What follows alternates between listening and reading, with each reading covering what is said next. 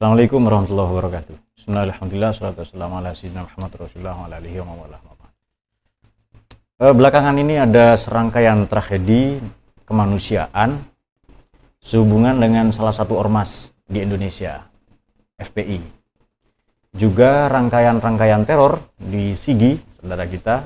Dan ini bulan Desember biasanya bulan-bulan yang ngeri dengan teror oleh karena kita mau menghadapi Hari Raya Natal dan Tahun Baru. Biasanya banyak sekali teror di gereja-gereja. Bagaimanakah sebenarnya Islam memaknai jihad? Apakah jihad ini identik dengan teror dan oleh karenanya Islam identik dengan agama perang? Barangkali hal ini perlu diluruskan. Oke. Memang di Quran ini ada terma-terma mengenai jihad, ada 41 kali ya. Ada harb, perang, ini diulang 11 kali, ada qital, pembunuhan diulang sebanyak 180 kali. Cuma mula-mula begini, di Quran ini ada ayat pedang, ada ayat damai. Ada ayat musaifah yang identik melegitimasi peperangan, dan musalimah yang menyuruh kita berdamai. Ada suluh, ada salam, ada rahmat, cinta kasih ya. Dan ayat-ayat tentang perdamaian bahkan 2 kali lipat, lebih banyak daripada ayat-ayat tentang perang. Baik. Mula-mula jihad ini apa sih maknanya? Untuk memahami Islam, Quran supaya tidak sepotong-sepotong ya. Jihad ini 2 maknanya.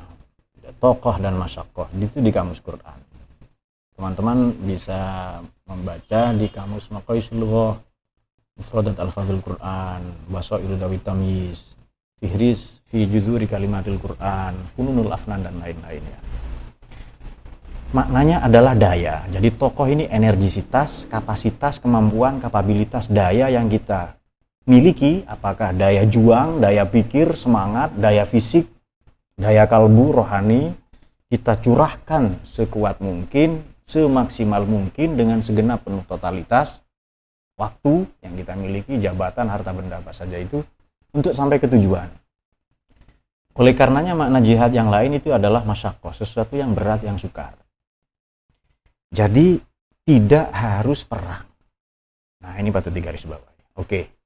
Bagaimana kalau ada sekelompok, segerombolan misalnya ormas tertentu, ormas radikal atau teroris yang mengklaim misalnya Anfal 60 itu seringkali disalahgunakan untuk menteror, atau ayat yang juga lazim kita dengar bahwa wajahidil kufar, ayo jahidu mereka, perangilah, qatilu al-kufar wal munafikin, perangilah wahai nabi, ya ayuhan nabi, jahidil kufar wal munafikin misalnya. Di Quran disebutkan di banyak sekali tafsir bahwa memerangi orang kafir ini bukan orangnya tapi kekufurannya. Memerangi orang munafik itu kemunafikannya, sifatnya, wataknya, perilakunya. Jadi bukan perang fisik untuk konteks sekarang. Nah, kemudian dari 41 kali yang diulang jihad itu, 7 diantaranya jahidu fisabilillahi bi amwalikum wa anfusikum. Berjihad dengan modal, kapital, sumber daya, dan anfus. Anfus ini maknanya dari kata nafas. Maknanya sesuatu yang penting bagi diri kita. Sesuatu yang paling berharga, totalitas manusia. Kita bisa menyebut ilmu, waktu, sumber daya ekonomi, sumber daya kebudayaan, sumber daya politik. Jadi segala bentuk resources yang kita punya bisa kita terapkan, kita gunakan untuk berjihad. Walhasil saya itu setiap hari jihad. Jihad itu gaya hidup kita. Dengan kemiskinan, melawan korupsi, kemudian melawan intoleransi, menjaga ekosistem, menjaga lingkungan, itu sudah jihad semua. Mana dari hidup kita yang bukan jihad? Jihad semua sebenarnya. Kenapa lantas di crop, di capture sempit sekali jihad itu maknanya perang? Ini berarti oknum. Ini berarti mereka yang punya kepentingan politik seolah-olah Islam agama perang. Mari kita lihat fakta-fakta perang Nabi. 31 kali perang ini sebenarnya 9 diantaranya itu terjadi perang, pertumpahan darah. 21 batal perang, 21 kali oleh karena diselesaikan di meja diplomasi atau di meja perundingan. Jadi perang alternatif terakhir. Satu itu catatan. Yang kedua, perang Nabi ini bukan karena menyerang atau polabi, tapi difa'i. Nabi ini defensif. Nabi diperangi, maka wajib melawan. Karena tujuan beragama adalah hifdzul mal, menjaga harta benda, hifdzun nafas, menjaga diri, menjaga hak hidup, hak asasi manusia, hifdzuddin, menjaga agama dan kebebasan berpendapat, kebebasan bermazhab, beragama atau menghargai umat lain yang berbeda agama dengan kita tentu saja. Fakta lain, perang Nabi ini bukan di tengah kota. Jadi perang Nabi ini di lembah Badar, di bukit Uhud, di parit Khandaq atau perang Ahzab kalau di Quran itu, di hadis perang Khandaq. Di benteng Khoibar, Nabi melarang memerangi melibatkan anak kecil, ibu-ibu, mohon maaf kaum difabel, kemudian menebang pohon, membunuh binatang. Bayangkan perangnya Nabi saja itu sangat manusiawi. Adalah keliru kalau kita hidup di negara yang damai, perang kok, jihad kok melawan aparat, jihad melawan Kristen. Itu jihad apa? Perang apa itu? Sama sekali tidak dibenarkan, dan itu bukan mewakili Islam. Tapi Pak, ada mereka yang mengatakan imam besar umat Islam. Tidak benar. Kalau betul ada oknum tertentu mengaku imam besar umat Islam, kenapa Mesir tidak mendukung? Kenapa Saudi tidak mendukung? Kenapa Maroko? Kenapa Mauritania, Aljazair, Pakistan tidak mendukung? Berarti itu imam golongan mereka sendiri. Dan dalam tradisi Ahlussunnah wal Jamaah, tidak ada imam memimpin demo itu. Jadi imam itu imam mazhab, imam sholat. Dua itu saja. Dan imam bisa salah. Namanya manusia ya kan. Kita bukan Syiah. Kalau Syiah ya ada imam yang memimpin revolusi atau apa. Baik. Oleh karena itu bagaimana dengan misalnya pembunuhan yang kemarin terjadi antara ormas tertentu ya Laskar katanya dengan aparat. Justru aparat ini yang benar karena dia bela negara. Justru aparat ini yang taat kepada ulil amri karena kita punya negara. Kalau begitu yang melawan aparat bagaimana? Ya jelas itu. Nggak usah buru-buru syuhada. Syuhada dari mana?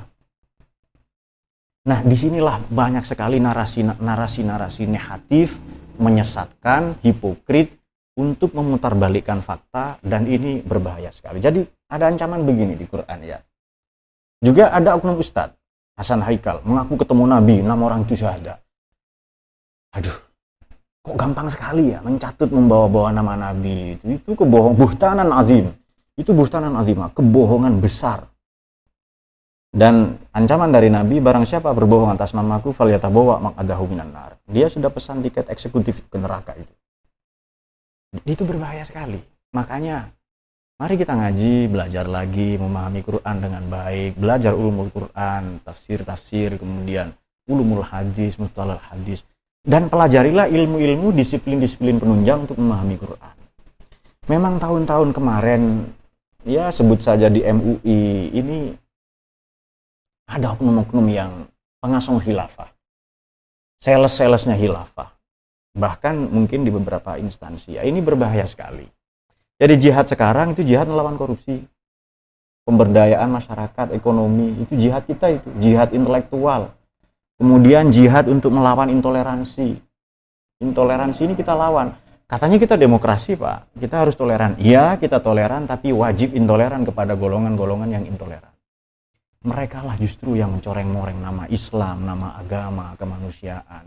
Islam ini kompatibel dengan kemanusiaan. Maka jihad tadi bukan hanya jihad ketuhanan, isbatu wujudillah, tapi juga jihad kemanusiaan. Dan jihad itu gaya hidup kita. Jadi ya kita berharap Indonesia ini damai, tentram, sejahtera. Kita tidak lagi sibuk dengan hal-hal sepele, tapi kita sibuk dengan memulihkan ekonomi, terutama di tengah pandemi ini ya. Kemudian meningkatkan sumber daya manusia dan bahkan jihad sekarang ini membela Pancasila karena ini ideologi negara.